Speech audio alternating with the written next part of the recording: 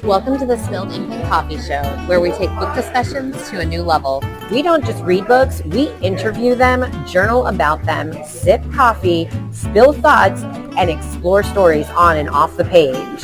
Grab a cup and get cozy, because every book deserves a great conversation. The gift tangles with Freida McFadden, Suzy Toronto vibes, wearing the lion arcs, curses break, Sendak stirs, and robots ride magic carpets as we sip through our tangled ink-soaked chaos. No backies, and we mean it. What do I got? What? An ice what? It's just the iced latte with almond milk because I didn't grab the coconut milk. I went to the F45s this morning because we're going to Run Fest tomorrow. So normally I would go to, I like the Saturday jam with the DJ, but tomorrow's not the day. So I was like, I had to shift the schedule around, which is fine because it's good for your body to mix the stuff up. But it was like calculus this morning. There is math involved in strategy because if you pick the wrong thing to start with, then you end potentially on the hardest freaking thing, right? Yeah. So you can pick where you want to start. And I'm like, okay, I just don't know where. I've never come on a Friday. I don't know what this exercise thing is. And so pod 1 is all cardio stuff. Cool, got it. Pod 2, there's just one. And I'm like, I don't know what we're doing, but I'm just doing back bends because I can't do these reverse pull-ups. It's like, I do not know how this functions. By the time I got to pod 3, she called it, I thought she said Amtrak. And I was like, okay, so we're just getting on the train, girl. Here we go, on the Amtrak. And she comes over and she goes, so this is called AM rep. And then as many reps as you can.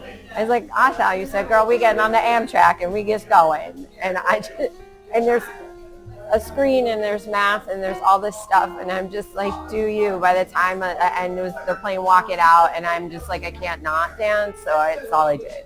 That is totally okay. And I walked out and I was like, why do I feel muscles I've never felt before? But it was a good feeling.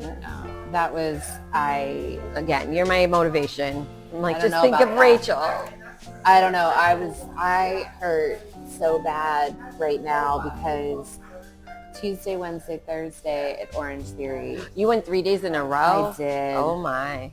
So I was really looking forward to today because I knew I'm getting a massage this afternoon. Perfect. I hate the rowing machine.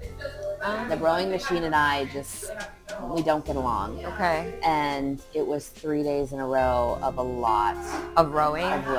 This is it's one of those rowers that has water in it. Oh, weird. So, I've never tried that. Yeah. So the tension is actually created by spinning the water. Wow. It's supposed to be like the best kind of rower for you because it's because it sucks and it makes you work out, or because of the way the resistance is with the water, so it doesn't hurt you. Yes. Perfect. I and I know how to do, like they've showed me, and I you power in the legs and all that, but it was just a lot. And I'm the same way. I strategically always start with my cardio. Because I need the warm up. And I don't like starting because if I start with the weights, I have to start with the rower. And I don't like to start that way because the rower makes me super tired. So, right, there's strategy and math involved in this. And it's hard. It's hard because ultimately I'm like, I don't want to hurt myself. So if I start where other people are starting with, they're like, let me just go to deadlifts. And I'm like, oh, okay. Yeah, and I don't like that it's like if I start on the floor or in the weight side, that means I start on the rower, but I'm only really on the rower for like 3 minutes. So it's not really enough of a warm-up for me. So I always start with the cardio. It's easier. It's some strategery to try to figure out. Is that a vocabulary word? It's my vocabulary word. Okay. Strategery. Hold on, I must write this one down. So, good morning. That's all I want to say. Good morning. We're getting right into things apparently and stuff. I don't know if that's a real word or not. I use it all the time. I like it, but so I've changed a part of my journal. You've added vocabulary pages? I haven't yet. I tabbed it though with a tabby, because I've been keeping in my journal. So in my book part, when I come across a word, I started, because I'm like, once I read Velvet Bow, there's a whole vocab list of words. I'm like, I don't know any of these words. Okay. And I needed to look them up. And then I'm just like, okay, well, one thing leads to another in my brain. Yay, ordering. You already wrote it down? You already wrote it down? I got to take a picture. I am just that predictable It's already special. Rachel's is already written down because we don't know what I'm ever going to get. But today it's going to be the Dabalaya salad. I can't even say that word. Dabalaya salad. Dabalaya salad. Oh, no pine nuts. No pine nuts. No, thank you. So vocabulary words. And it was taking up journaling space. So now when I come across the word, I'm like, I am just going to redo this part of my bookshelf because I know that I'm not going to fill all these pages because I counted and I have all these other ones. So I'm going to turn these into my words. So, you know, words come off the page anyway. So I was listening to my audiobook this morning and tryst came up.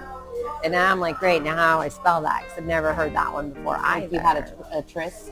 There's tryst with an I means something tryst than tryst with a Y.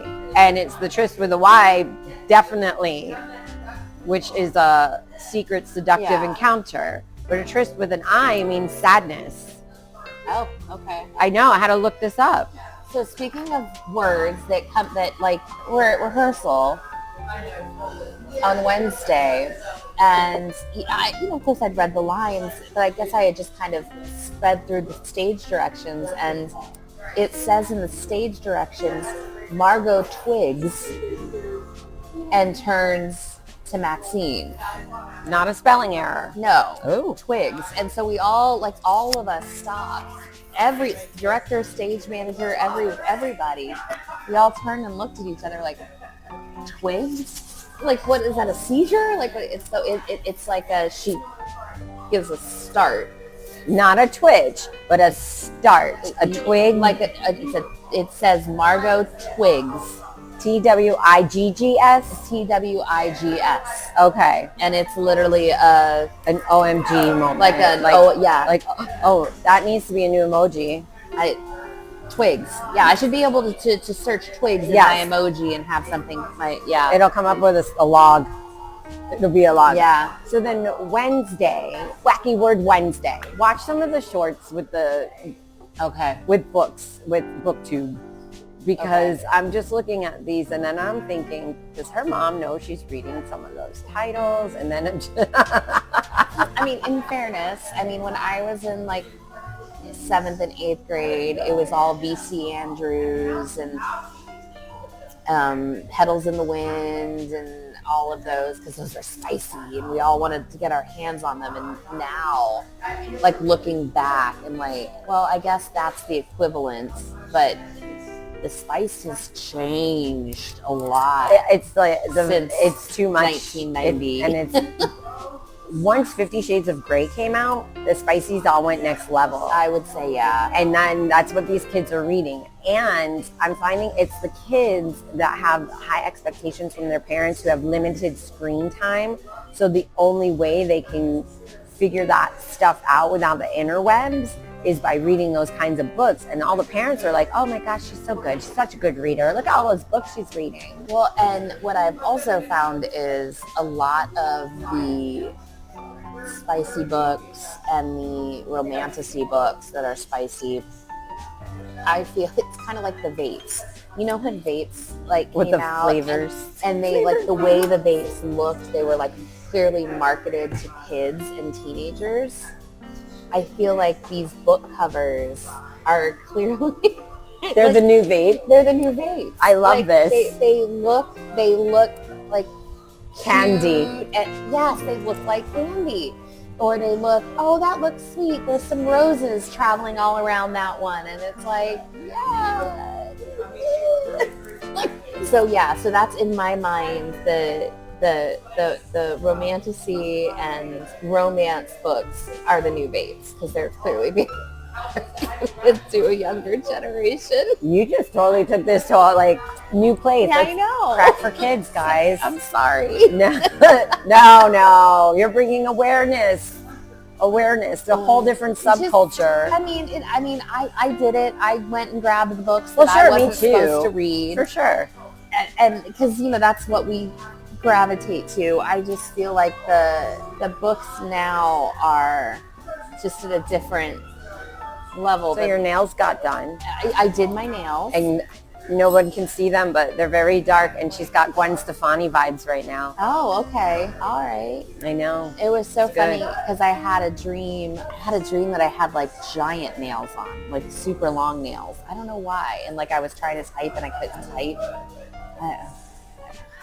Was that after the Nailed It episode of RuPaul's Drag Race? Because we're getting caught up on this season. And they had to do the Nailed It couture. Oh, that's right. Yeah, no. It wasn't after that? I watched that one way back when it came out. So we're just catching up. Oh my gosh, this group is young. Oh yeah, especially when they're calling the 33-year-old the old lady. I'm like, what does that make me and you? Grandma. Yeah. Great grandma. Great grandma. Literally, I'm like, when is 33 the old drag queen? Look at all those beautiful. fries. Oh my gosh. May I have jam, like strawberry or jelly or grape? Like Jam? Yes, ma'am. Strawberry. Do we have it over here? Am I missing the things? Strawberry. Whatever flavor, I don't care. Orange is great. Oh, we got it. Oh, she's got strawberry. Oh, Dankeschön. Oh, what was it? You said Dankeschön? I did. I said invitation.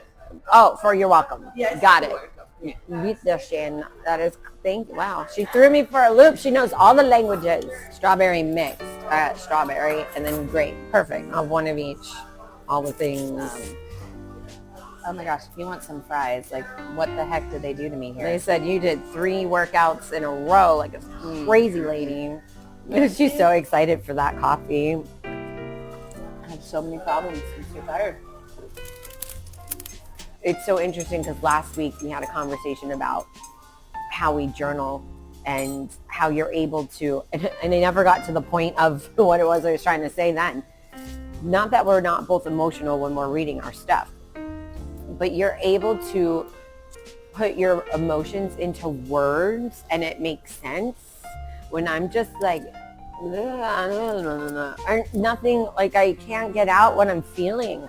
Okay. That's what my point is that I don't know how you balance the emotions to be able to be articulate in what it is that you're journaling when you're reading stuff that makes you feel deeply.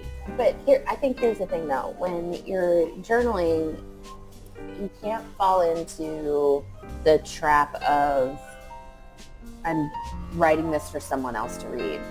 It has to be whatever you're writing is writing for you. So when you go back and look, oh, I remember that book and this is why. So I think when you're writing those emotional, like, what are you writing? Like, what made you emotional about it? You put that in, because you're writing it for you. You're not writing it for anybody else. So as long as it makes sense to me. Mm-hmm. Because if somebody ever read, and I'm sure sometimes, thank goodness you are a language arts teacher. Otherwise, I don't think that you could put together some of the things that are happening in what it is that I write down. If you're able to read 8th grade writing, you're able to read anything. Okay. Well, I'm glad to know that you're the one.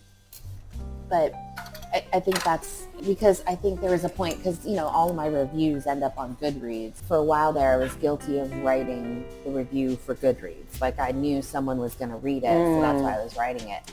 And I think I had to make a conscious decision or a switch that I'm writing this for me. If someone else reads it, great. If they like it, great. If they don't, okay. Like, you're not bothering me because I wrote it for me. Got it. Change my perspective and everything just works out in the end. Cool. Thanks for that. I don't know if that helps. It does help. Like how do I put in words on a piece of paper that the way this man uses inflection in his voice moves from the core of my being me to tears. then that's what you need to write. And that's why there's a conversation. It's not just Thank goodness. I'm reading your journal and that's it. I mean, I see you say this. Why did you say this? So it's having that. This is why everybody needs to get into our book club, so we can all be verbal if we cannot write the things. Have those conversations about what we're doing. Perfect. Like, I just have this insatiable need to learn all the things that I don't know. And that came from years and years ago when I needed to know about government conspiracies and aliens and, and then I'm like, oh, I need to work with the X-Files because then I'll know. But we're never really going to know. The most conspiracy theories I ever heard was with one of my would you rather questions. It was, would you rather have a magic carpet that flies or a robot? And I thought for sure it would be a pretty even. I thought actually more robots would be picked. More people picked the magic carpet. And these kids gave me all the conspiracies about how robots could take over your world. And started naming all these examples of movies and TV shows where robots took over the world. And I was like, this is not where I thought this question was going. But that's where the 8th graders are right now. They'd rather have a magic carpet that flies. Go Aladdin, people. I know. I honestly can answer that question because it's one specific robot I will have. And it's going to be Rosie, and my house is going to be freaking clean. That's exactly. She going to make me sushi. My mind went, I want Rosie. But that shows, like, the generation. Those kids would have no idea who Rosie is. You're missing out. They wouldn't know who the Jetsons are. Like, they don't. So missing out. And I've been so into my audiobook that I didn't really read. And then I sat down and I was like, I have to read a couple things so I can have a journal for today.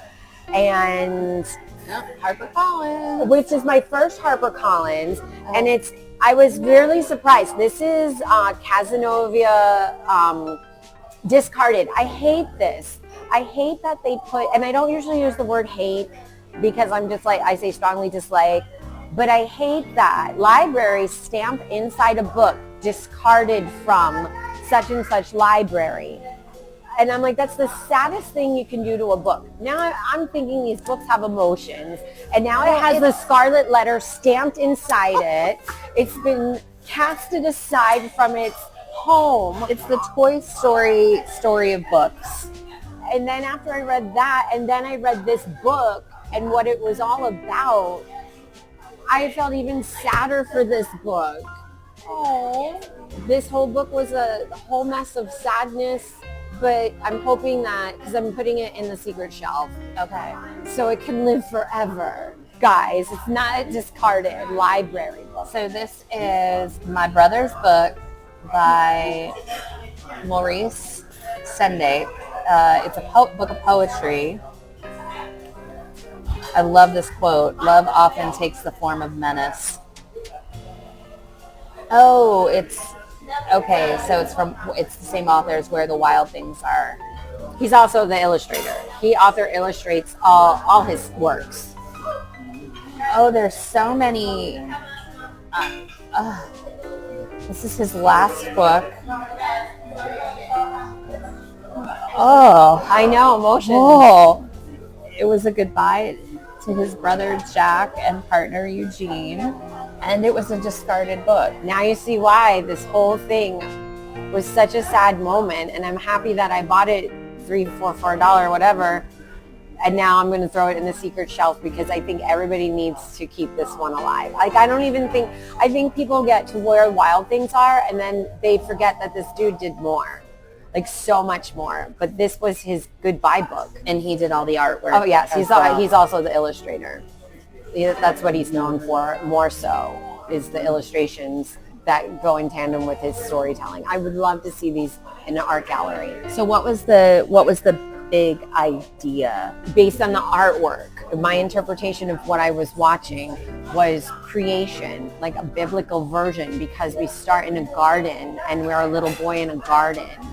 And we go all the way through to Ascension, where the bear takes him, and the bear is the Big Little Dipper. Okay. and brings him into the stars, into heaven. Like that's where I saw the whole situation. And then after feeling that I watched a life cycle, then I was like, I need to know a little bit more about this, because I feel like this is underknown. Because I know the author, I know where the wild things are. We all grew up on this. It's Right. like they teach it in school. Yeah. But then to have a realization like, all right, wait a minute. This author, I was taught when I was in school in 1979, and that this is a goodbye book. And it's like, oh my goodness. All right. It is a life cycle. Like that was my whole life practically. And then there's a word, I put it in my word list. Diadem. Yeah. Still don't know what it means yet. Crown. There we go. And the artwork was interesting because you look at it and it was almost like magic eye. When you see one thing, but then you see the other. And then when you look at it again, look at the art, read the words, then look at the art, and the other thing comes forward. Ooh. It's such a mind trick.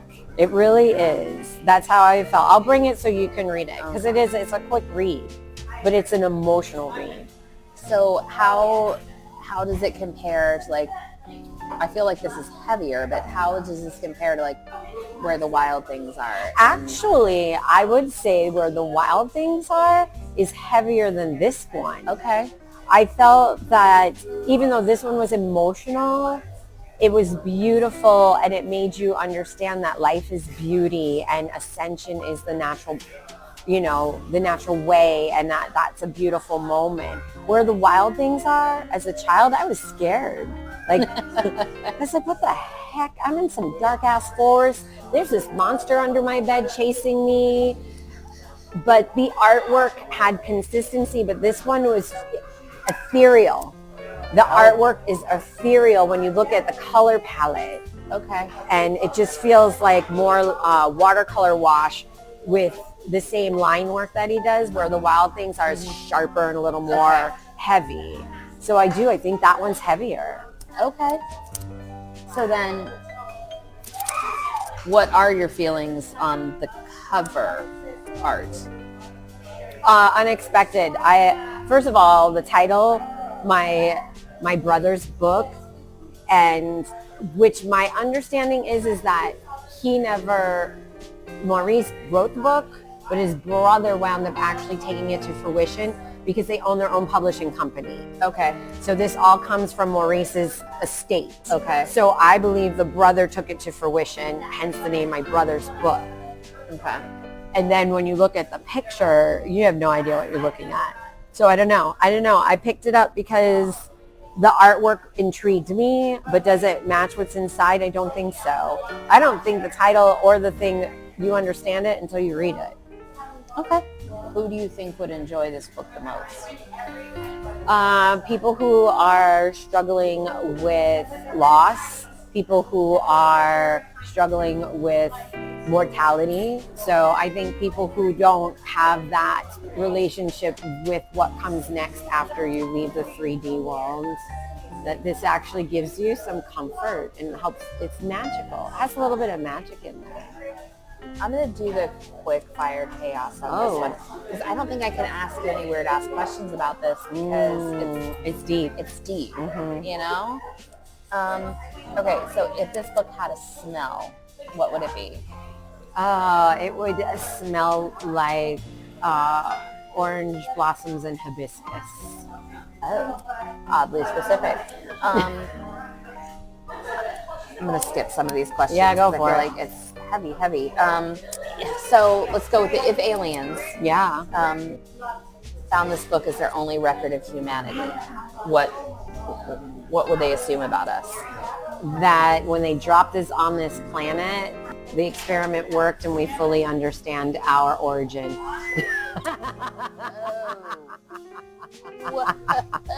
Because we return to the stars. Because in the end, we return to the stars. Okay. This is a beautiful telling of the good parts of a human life. Whereas so many of the other books, when we get that rapid fire question, they think we're out of our freaking minds. Yeah. And that we absolutely have, lost all sense of self and that we're out of control. This one, I think makes you think on a higher plane of existence, and they would come down and see this book and go, finally somebody got it. Rename the book in 5 words. All humans go to heaven. I like humans. I had to like go through it all. Yeah. I'm like, which one is it is? I I can't say love all that. dogs go to heaven. Yeah. But that's the gist of it. I love that message. All right, let's switch gears a little bit. A lot of it. A lot of it. Let's. Okay, so this Your is. sound effects kill me. Thank you. So behind every successful woman is a substantial amount of chocolate. Okay. My mother-in-law would have agreed with every bit of that statement. The author is Suzy Toronto, and it is a self-help inspo book. I absolutely adore the cover. You know, this is from the Blue Mountain collection, which if you know Yep. the cards. Yep. And last week, Andrew and I went to garage sales, and I filmed our garage sale journey. Oh, cool. And the books at garage sales are like surprisingly very clean and like, you know, and very inexpensive. And I'm rescuing some of these, and this was there. And initially I was like, I'm going to send this to my mom. Then I'm like, no, I'm going to read it because the colors are vibrant and beautiful and cute. So yes.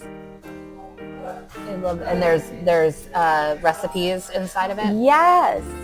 I mean, she ties everything back to life to going like that. chocolate, and how you'll read my review because then you'll understand what this book is about. But the recipes were great. You could easily adapt them to your dietary needs. But they were surprising that like every now and then, here's a recipe, guys. Chocolate pecan pie recipe in there. Simple recipe. I absolutely love what you say in here in your review. You say, I felt it affirmed I'm on the right path, my passions. Yes. I mean, Yes. I'm passionate about chocolate, coffee, books, and love. But yes, this book was Well, you just also like, say go. producing and directing. Don't forget Yes. that. Yeah, I love that. This is a reminder to live your life and eat the chocolate.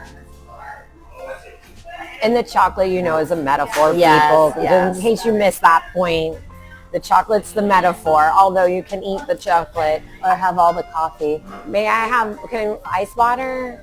Ice water. Yeah, you made this one. No problem. Because I made the smile, no problems. I might need a... We're talking about chocolate, so I might have to get us a chocolate. You want to split a chocolate? Yeah, I'll split a chocolate. You want him to pick it, or you got a dietary? I don't have a dietary Pick issue. a chocolate dessert, 2 forks. Your choice. Okay. Ooh, he's already got an idea. I know. You can see the wheels moving. Well, you know, that's a creative moment for him. Like, she does all, his wife is the cook, Yeah. guys, and she has all the creative fun, but now he gets to pick somebody's dessert. Like, that's a creative moment for that man. Thank you. You might be back with the surprise. Oh yeah, I'm gonna photo the surprise, and that's what I'm gonna put with your coffee on today's. This is where we were Love it. recording. All right. I love this. A lot of support in a cute, tiny, colorful book.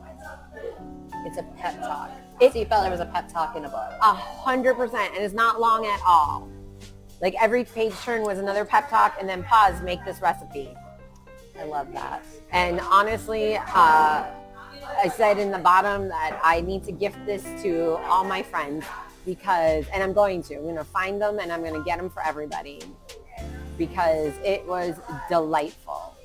I love this. I absolutely love this. And that's all I got because I'm so into my audiobook and I still have 15 hours to go in a 32-hour audio. You picked another 32-hour I book? think that's how long the Golem and the Genie is. Okay. Oh, That's the one I'm on. It's so good. And yeah, it's like I can't even. Well, you've already rated it. I so did. I rated clearly it. is. I've cried 3 times, so I'm definitely, and it's my favorite narrator. Okay. I'm going to have to talk about him and learn about him later. And love that's going to that. be another video. It's just this guy. All right. All right. That's all we had to see. report on Casey's side today. All right. I have 3. Wow. That's good. Well, this is a very short story, or excuse me, this is a novelette. Ooh. I still don't know what the difference is between this and a short story, but it is classified as a novelette. It's the pages. Okay.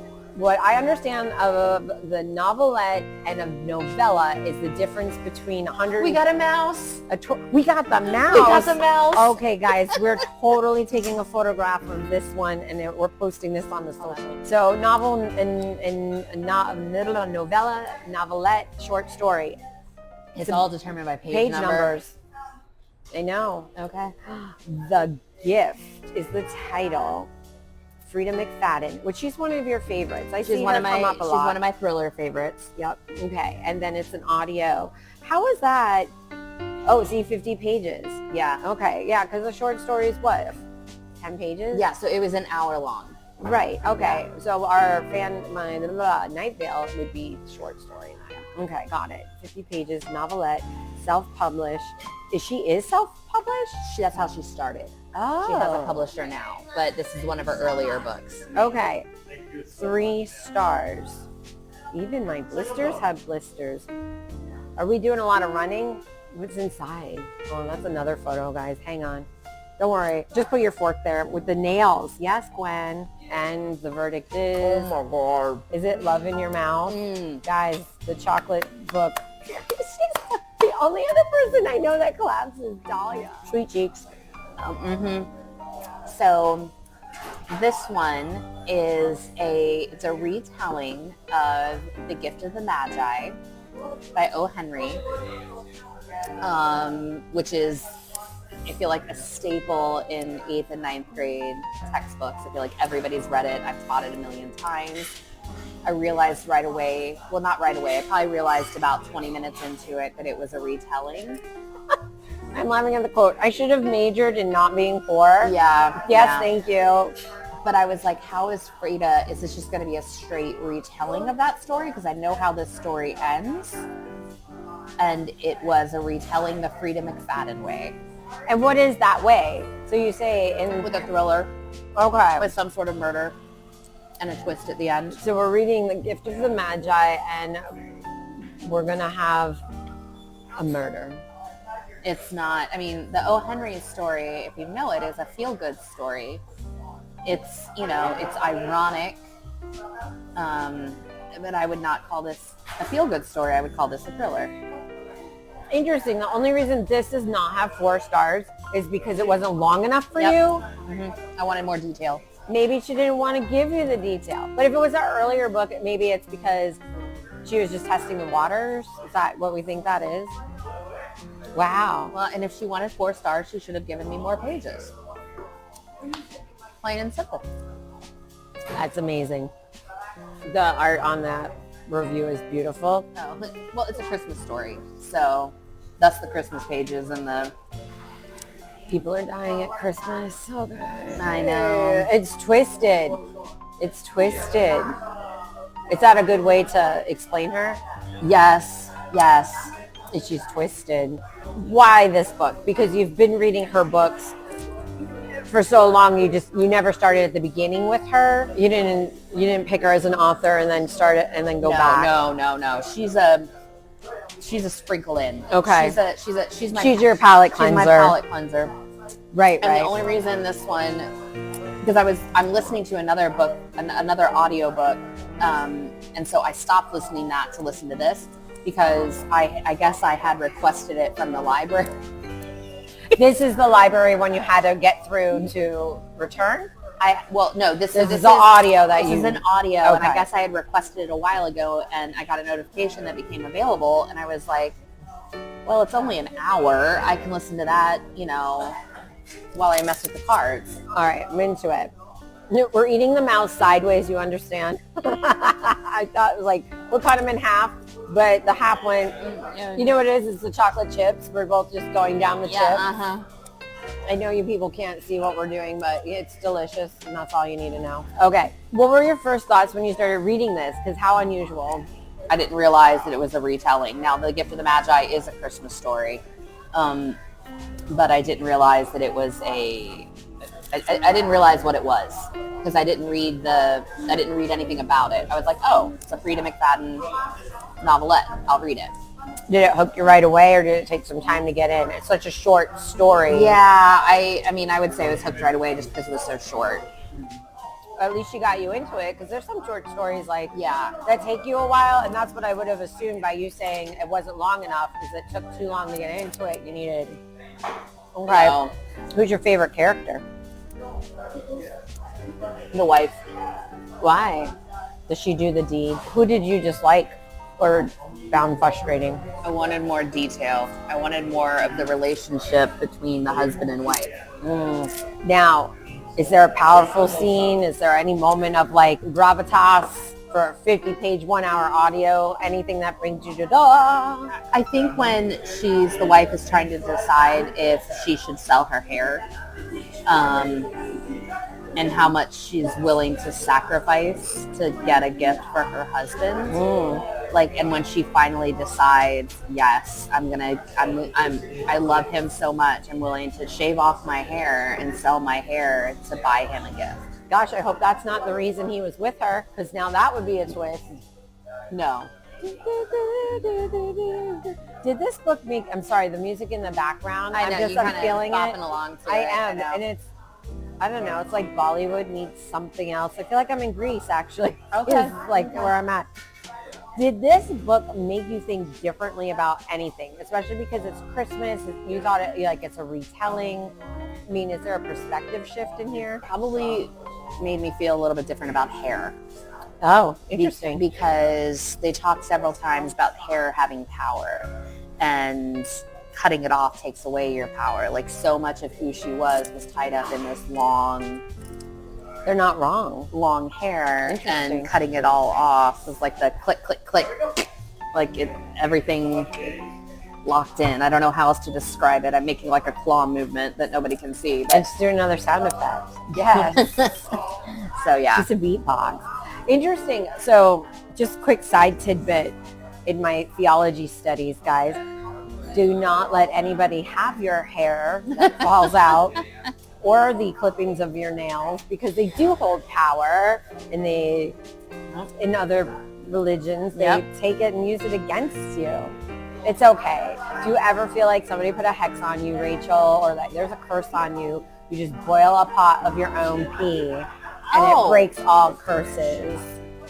Brilliant. Yeah, I will boil. I will never do that. But thank you for the suggestion. You know what? I had a friend that called me once and said that after she had a house fire, she felt like somebody had cursed her. And there's a much longer story behind it. And she's like, I know you know weird things. How do I break a curse? And I said, you boil a pot of your own piss. And she did. And then after that, life was better for her. So I am very happy for her and her choices. Power of your mind. If that is what the act was she had to do. So if you're feeling some kind of way, guys, this book's taking and inspiring all kinds of things. How do you compare this one to the other ones that she's written, other than we know you're unhappy about the length? Do you think since it's an earlier book, she's evolved or has digressed in her writings? She's definitely evolved. Okay. But I think at the core of a lot of her writing, it's the relationship between two people. I think almost every one of her books boils down to a relationship between two people. Is the author married? Great question. Yeah, because if that's what she writes about, usually as authors you write what you know or It's close not to. always it's Right. not always husband and wife. Right. Sometimes it's husband or wife or mother and child, boyfriend, girlfriend. Right, so I wonder, is she married? Does she have kids? Where is her relationship inspiration I know stemming from? She's a brain doctor. In real life? Yeah. That's why she's twisted. She's whatever. Neurologist? Yes. That's why she writes the way she writes. Yeah. That makes sense. Yeah. Wow. Oh, to live in her brain for a minute. I know. Oh, be like Dr. Crazy Person who writes murder stuff. What are you doing? Did anything not make sense? No, it all made sense. Okay. And then did the cover do anything for you? And No, the cover didn't do anything for me. It was a Freida McFadden book. if this book had a theme park ride, what would it be like? Or what would it be named? Would it be terrifying, boring, confusing, or what would you name it? The Barber Shop. That would be the name of it? Yeah. It described the ride. Something with scissors. Whoa! I was not expecting that at all. Yeah. I was because I'm in Christmas vibes. I thought it would be something Christmassy. I'm going to go dark. I'm going to go dark. Okay. And would you recommend the book? Yeah. I mean, I know I only gave it 3 stars, but it's either 50 pages or an hour long. It's a quick listen in Pinellas County. That's a drive on 19. Yeah. It's a nice little. And if you've ever read The Gift of the Magi, you need to read this. So who would enjoy this version? Like, who would enjoy this book the most, you think? I think anyone who has taught or read that book, and anybody who wants to see. I think a lot of times when we read books, it's like, especially if there's a betrayal, we want justice. Like, you did me wrong, you deserve karma. If you like that, where karma is, this is grammatically incorrect, if karma is gotten, okay, then this is the book for you. If you want to see somebody get what they deserve, this is the book for you. So should Hallmark pick this up and add it into their Christmas collection? I would add it. No, not Hallmark. Who's going to pick this up for Christmas? Maybe Lifetime. Oh, okay, there we go. Lifetime, if you're listening. This is a good Lifetime book. Okay, I believe that. Yeah. Ooh, something pretty. I'm turning the page. I got an art stamp. Oh, you got it. You did. And we talked about this. Yep. And I don't even remember if the stamp and the sticker made it into the edit or not. Because I don't remember.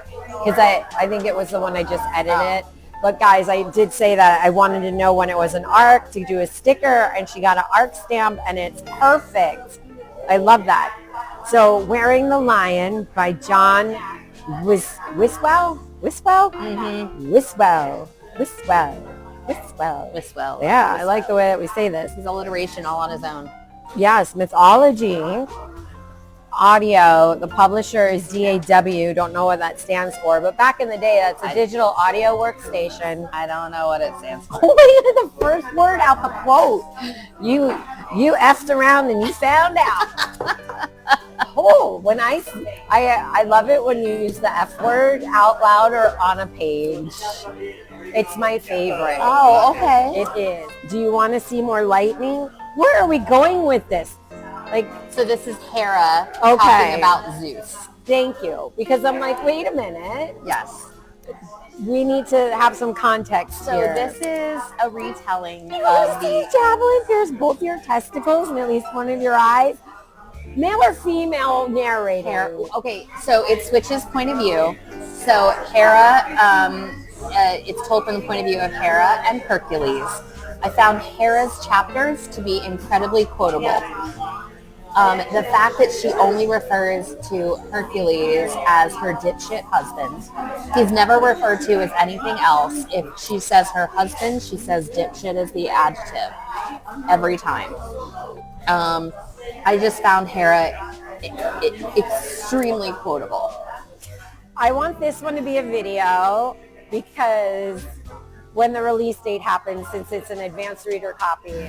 It's a 4-star advanced reader copy, guys. You guys have got to get this on your must-go list because the quotes are fabulous. It's like the Real Housewives of Zeus's house. It's truly about the gods messing with humans, or in this case, a demigod messing with Hercules. It comes out June 17th. This is something to get excited about, guys. Like everything in here. I mean, some of this, it's a land so hard even the herbivores chew you up. Athena is behind me because that weirdo is always behind me. Nothing is easier than hunting Apollo. He's the most try-hard of all the Olympians. She's a literal headache who thinks she's the goddess of wisdom. I mean, giving them the voices is so easy. Very delightful. It was good. So why did you pick this one up? It was an arc. I liked the cover. I liked the title. I thought the title was very interesting. A lot of times on this is from NetGalley. A lot of times on NetGalley, when you request a book, they ask you why you requested it. Like, what about the book made you And it's because somebody's carrying a lion on his shoulder. And for this, it was the title and then the cover. I was really drawn to the title, Wearing the Lion. lion. Right. And if you know anything about the 12 labors of Hercules, you would understand the lion connection. I didn't know the 12 labors of Hercules. Okay. I knew that there were 12 labors, but I didn't know what they were. And they tell you that in this book? Yep. Because I've never heard of the 12 It actually starts, the first page of the book actually lists the 12 labors according to the mythology. And this is a retelling of that, so a reimagining of how the gods sent him on these 12 labors and how they interfered and how he, So when you first started listening to this, what were your thoughts? Like, what was... Well, I read this. Oh, okay. Yeah. It says the format's audio. Then I need to change that because it was physical. It was Kindle. So what were your first thoughts when you started to read? I've never heard. I think the problem is, I think the most in popular culture today, the most common version of the Greek gods that we see is Percy Jackson. Right. So we have a view of, because those are children's books, those are kids' books. So we have a view of how the gods speak and talk. And when literally the first is line, my dipshit husband Zeus, I was like, whoa, this is totally different. Like, it grabbed me like, okay, we're dealing with a different way with these gods and how they're interacting with each other and how they're talking to each other.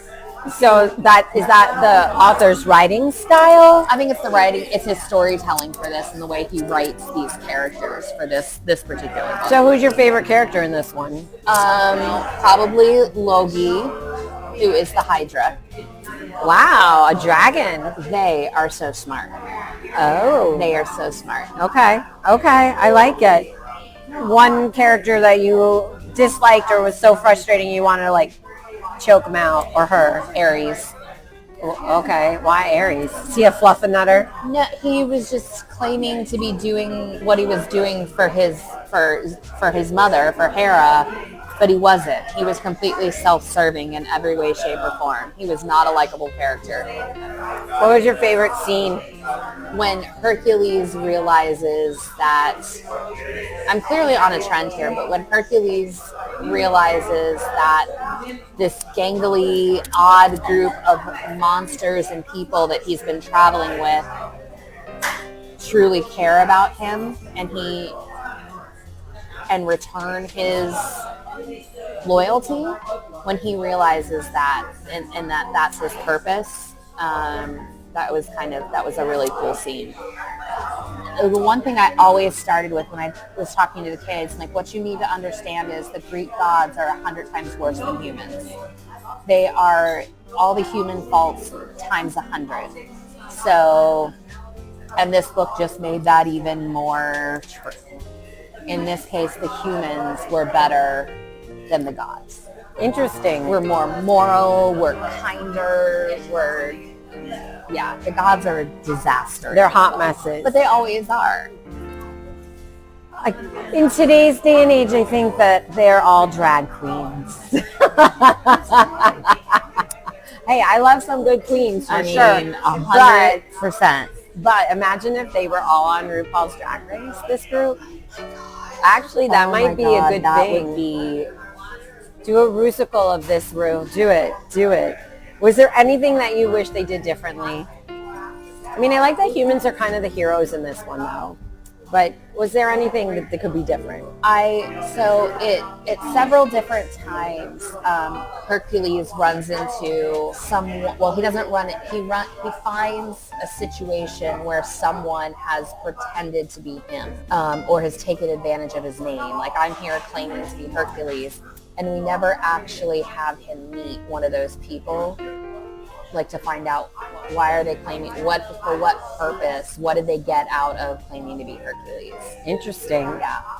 Because back then we didn't have photo ID. Correct. That's something to think about. Just from a historical perspective, impersonating someone was much easier Really back then. easy. Wow.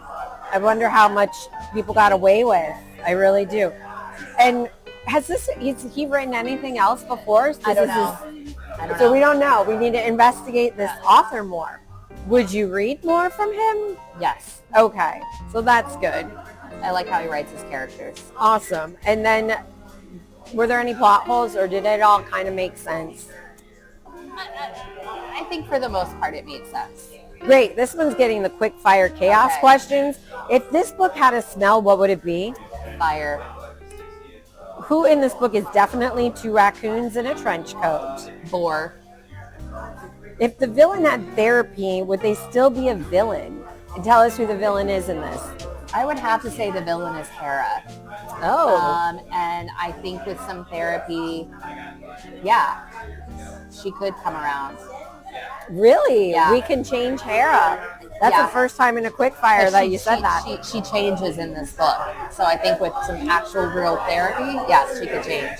Which character is going to get scammed from the Prince of Nigeria? Hercules. Right, because everybody's impersonating this Yep. guy. If you had to fist fight one character in a Walmart parking lot at 3 a.m., who are you going to fight? I don't know if I want to fist fight a god. That's the problem.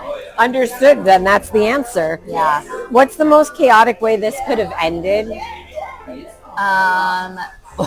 With Hercules still wandering around the Aegean countryside, lost. And if aliens found this book as the only record of humanity, what would the aliens say? Why were they worshiping these gods? They're horrible. Rename the book in 5 words. Zeus really sucks at ruling. That's good. Zeus really sucks at ruling. Yeah. Got it. Guys, this is amazing. I was going to say Zeus really sucks at life, but It's his job he's got the problem I'm gonna go with ruling. yeah. I love this. So we're going to recommend this book absolutely. because I laughed out loud at so many of the quotes, but I don't feel like it was a laugh out loud book. Like it wasn't trying to be funny. Like it wasn't a comedy. but was it relatable to real life? Is that what this was? Absolutely. It was real life. 100%. The feelings that Hera was feeling about Zeus cheating on her is like, you don't get any more human than that. Jealousy. So if we're adapting this into a movie, who are we casting as Hercules, Zeus, and Hera? Let's just do those 3. Okay. Channing Tatum. Channing Tatum is Hercules. Oh. Glenn Close as Hera. Jeff Goldblum as Zeus. Oh my gosh, Jeff. Just cross him over from the show just he's cross in him right over now. from the show, yeah. Because he's already that guy. Yeah. Wow. Like that was amazing. I don't know what time you have to go. Oh, it's 10:30. So we can save this for next time, but I think we ended it on like the best ever because in my mind now, I'm just going to keep saying you fucked around and you found out. And then the dipshit. That's such a great underused word these days. My dipshit husband. My dipshit husband. Yeah. Do you want to take the mouse home?